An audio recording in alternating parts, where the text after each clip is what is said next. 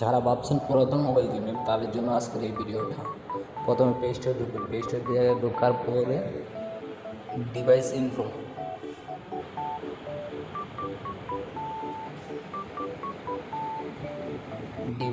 নামে একটা অ্যাপস আছে, এখানে লোগোটা দেখে তারপরে সাইন আপ করবেন। লোগোটা দেখেন প্রথমটা না নিচেরটা, এই যে এটা ওপেন করে ইনস্টল দেবেন। দেওয়ার পরে এখানে ঢুকবেন, ঢোকার পরে দেখেন এখানে সব কিছু আছে, ডিভাইস,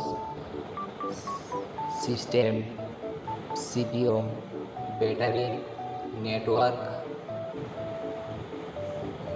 ডিসপ্লে, মেমোরি, এভরিথিং সব আছে। আপনি যদি ডিসপ্লেটা টেস্ট করতে চান, এই জন্য আর একটু আপনাকে সামনে যেতে হবে। এই জন্য কী করতে হবে, এই যে দেখেন টেস্টে যেতে হবে। এই যে এই লাস্টে, সবার লাস্টে দেখেন টেস্ট লেখা আছে। দেওয়ার পরে এখানে ডিসপ্লে লেখাটা আছে, এখানে টাচ করতে হবে।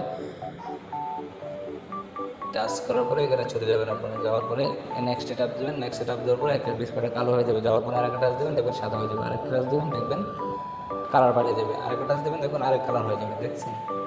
এভাবে আপনি চাইলে মোবাইলটা পুরাতন মোবাইল কিনলে চেক করে নিতে পারেন, তাহলে আপনার খুব একটা লস হবে না।